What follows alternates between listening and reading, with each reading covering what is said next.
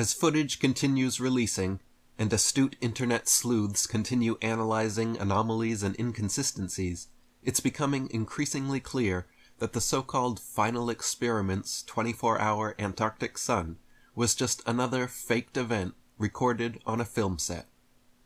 Unbeknownst to most, for the past few years, portable, panoramic, 360-degree LED studio setups now exist and are being used for Hollywood productions like The Mandalorian and many others.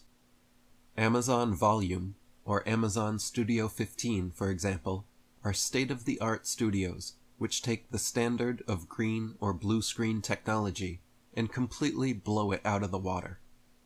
With new 360-degree panoramic LED screen studios, the entire background and ceiling or sky are digitally created in Unreal Engine, then projected live in up to 16K resolution, so the actors on set can see, react, and interact with everything in real time.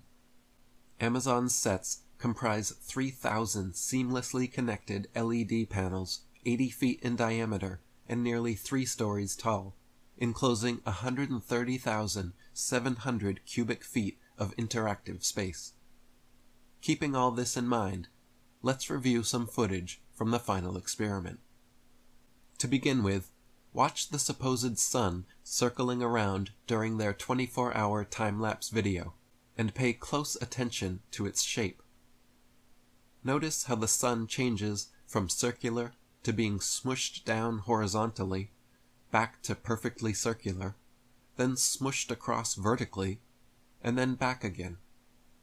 This is not how the sun usually looks or behaves in person, or in genuine footage of the phenomenon from the Arctic. Now, pay attention to the changes in length and direction of McToon's shadow as he paces around the base camp. In the space of walking only a matter of feet, his shadow somehow completely changes direction and triples in length. Watch as his shadow stretches, contracts, and sharply changes angles within the space of just a few paces. This is not at all normal behavior of shadows being cast by sunlight, or of a man walking only a few steps. The following is a simple demonstration of how light and shadows work depending on the distance of the light source. In the first example, the light source is held close to the action figure as he moves along the table, and we see quite pronounced changes in the length and direction of his shadow. In the second example, the light source is held farther away from the action figure as he moves along the table, and we see much less change in the shadow length and direction. In reality, the sun is much farther away in scale than this demonstration allows for as well, so even the amount of change seen here is being generous. A man walking such a short distance outside should never have a shadow that changes direction 90 degrees and triples in length. Now let's watch as McToon and Austin Whitsitt respond to commenters asking them to show their breath in the Antarctic. As they blow hot air out their mouths in freezing temperatures, there should be a cloudy mist that forms in front of their faces as the water vapor in their breath condenses. Instead, however, every time they blow, not a trace of fog appears. In Whitsitt's livestream, he claimed this was because the air was allegedly too dry there. Someone then asks him to pick up some snow, which he initially refuses to do because his hands would be too cold. So he turns his camera off, walks into the shed to grab some gloves, then comes back in front of the camera and exhales 1.5 breaths, which now mysteriously do show vapor appearing in front of his face, only to abruptly stop again. He says to the camera, "There's a little breath. What's up now?" as if somehow proving the skeptics wrong, and claiming that he took a sip of water in the shed, which was supposed to account for it. Another camera, recording from a different angle, however, caught Whitsitt while exiting the shed, doing what appears to be hitting a vape pen just before turning his camera back on. For comparative purposes, Here is what someone's breath looks like during winter in Maine, USA.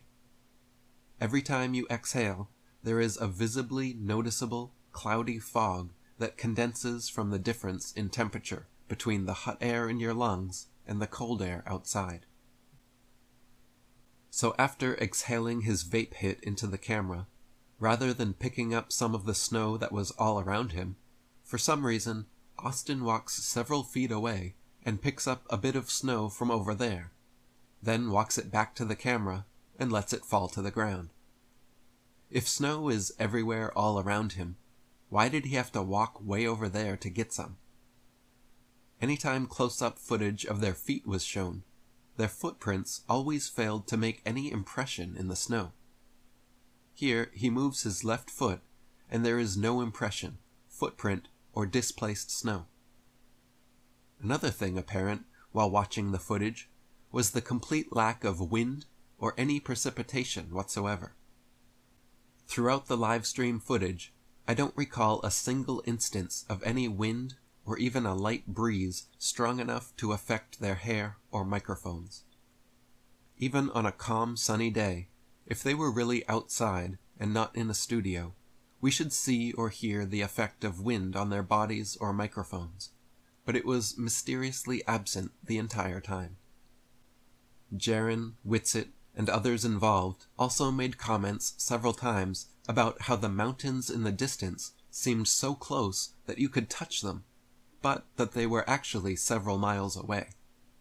The mountains do seem strangely closer than they should appear, and if you pay attention to where the background and foreground meet in footage from the final experiment, particularly the 24-hour sun time-lapse, it seems we are seeing where the digital backdrop ends and the studio floor begins. There is a separation line indicative of a film set apparent in much of the footage and made clear through the use of video editing technology. By adjusting the contrast, it becomes clear where studio reality meets digital fakery. In the 24-hour time-lapse sun footage, the mountains and sky are both chroma keyed out, showing they are both part of the studio backdrop. Compare this to other footage taken at Union Glacier.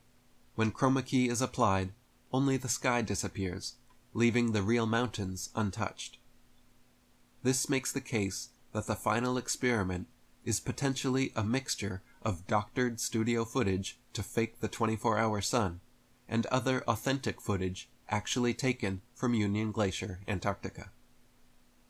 The founder of this final experiment, Pastor Will Duffy, has also had a recent clip surface from a sermon of his that gives some real insight into the mind of the man behind this production.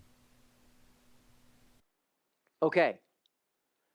We finally get to my conclusion on the matter of lying and deception, and that is this.